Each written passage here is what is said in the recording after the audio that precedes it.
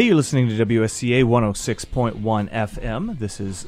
It's 12 o'clock on a Monday. It's time for Seacoast Business Connections radio show. I'm your host, Mark Miller.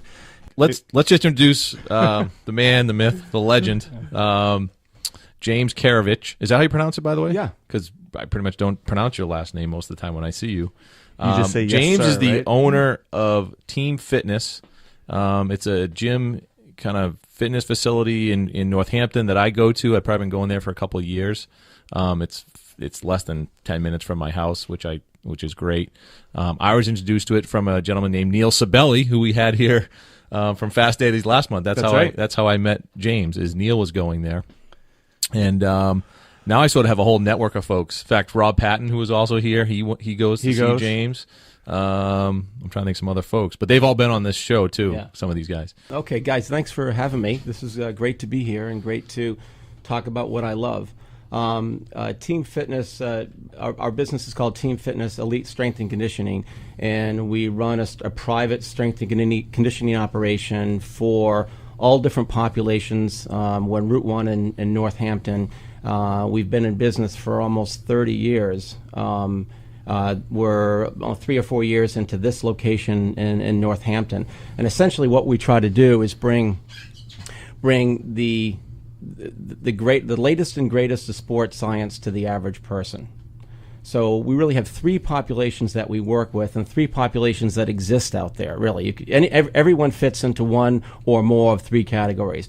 Either they want a medical side of fitness where they need to rehabilitate or do therapeutic exercise for some pathology that can be addressed through exercise. So there's the medical side of fitness, and then on the far right, think of it like a bell curve.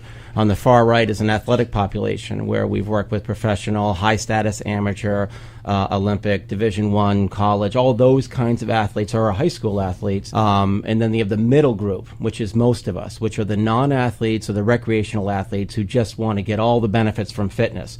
From the look better naked part, which is a very real reason and, frankly, a good reason.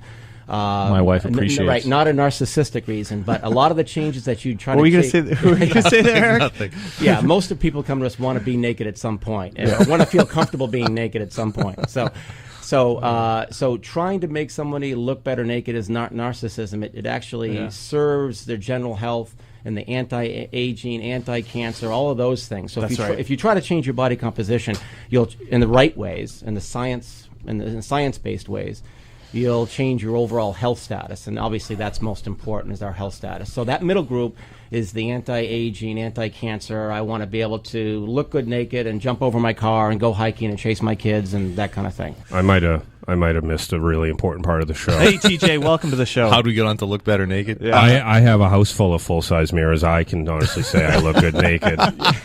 So, but I'm curious what the genesis of this was, because We're talking to. Well, so you haven't met James before, by the way. James. Sorry, TJ. Hi, James TJ. Keravich. Yeah, good to meet Nice you. to meet see what James. happens when you show up late to the Yeah. show, TJ? not late, behind schedule. Oh, is that what it is? Any scientist continues to gather information. The way I train people now is completely different than 10 years ago. Quite a bit different. If I showed you what we did 15 years ago, it would look nothing like what we do now. And I hope what I do 5 years from now looks different than now, because we keep collecting and collecting and collecting all this great scientific information that everyone agrees with and sees on the playing field. And the interesting thing is that when you train professional athletes, you can't hurt them, and you've got to document improvement. Now, this is improvement in somebody who's already fit. Yeah. Right. So you have to be doing things really right. well and really correctly. And that's what we pass on to our average person, is all that information that goes into training the best of the best. The thing that I see, we do a lot with nutrition. We teach nutrition courses, so all of our clients and athletes at some point or another attend a pretty comprehensive nutrition course. And what they always say is, finally I'm armed with enough information where I feel like I can navigate all the information that's thrown at me, all the advice that a cousin, roommate, brother-in-law tries to throw at you. Hey, you know what you should do? You should do this. Brown rice. Yeah. Oh, you know what? You should be eating cabbage. It's always one answer. That's what kills me. Like, if you eat chia seed, you'll be fine. Eat more kale. Kale, but don't cook it. You sort of want your body to get hungry once in a while. And by the way, I'm diabetic, so this becomes a little more of a challenge because sometimes I get hungry and my blood sugar's going through the floor. But well, if you read the chocolate chip story, but you want and because it sends a certain signal to burn fat and so on and so, but not too hungry, and there's sort of this window of time. Right. And I found that very interesting, and I've tried to not snack in the middle because then that kind of doesn't send that signal. So talk about that, because it's all science, and after doing this for 30 years and teaching nutrition that long, we've tried every system, and fortunately we've had a chance to all the combos. We've had a chance to do before and after body composition analyses. So I have filing cabinets full of documentation of this was before and after, and this is what we did, and this is the outcome, and so forth. So I would, I'm proud of that I've done thousands and thousands of these. Right. This is experience-based design here. Right, but not abandoning science, because experience without knowledge is, that doesn't get us very far, and knowledge without experience always falls short. But to answer your question, the reason we chose a 4 meal a day system is to allow proper regulation of blood sugar and allow our athletes, particularly those trying to get leaner, to go through a period of slight to moderate hunger.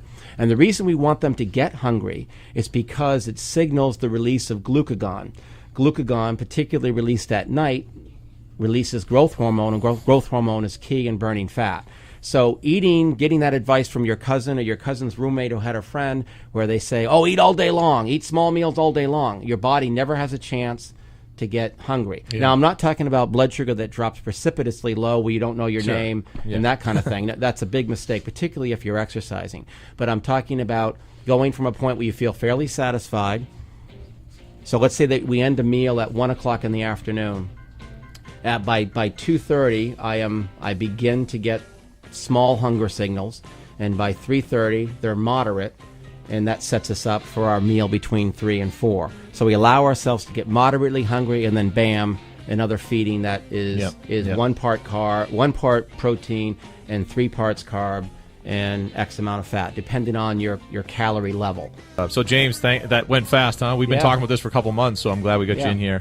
It wasn't so bad. No, it's great. Yeah. James, really appreciate you coming in. I think you're going to be busy after the show. A lot of people. James, do you have a website or contact info, or did we already give that out? No, we're at teamfitnessonline.com. All one word, teamfitnessonline.com. And they got a Facebook page too. So Facebook, just search Team Fitness in Northampton. Northampton. Yep, next to the Harley dealership. Yeah, and people can come by for a workout. We have lots of different kinds of workouts going on through the day. Awesome. Yeah. Thank you, James. Really appreciate it. Yeah. Thank you, guys. All right. That was fun. Thanks, TJ and Eric. Appreciate you coming on. James, thank you so much. Thank you guys for listening. This has been Seacoast Business Connections radio show. I'm your host, Mark Miller, thanking TJ and Eric and James for being on with me today. We will see you guys with Tech Talk. Until then, thanks, Mark. Do good business. See you later. You're welcome. See ya.